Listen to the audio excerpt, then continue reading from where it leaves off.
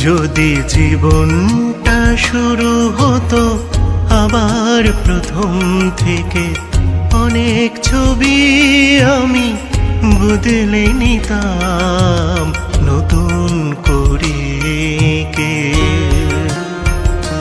যদি জীবনটা শুরু হতো আবার প্রথম থেকে, অনেক ছবি আমি বদলে নিতাম নতুন করে কে।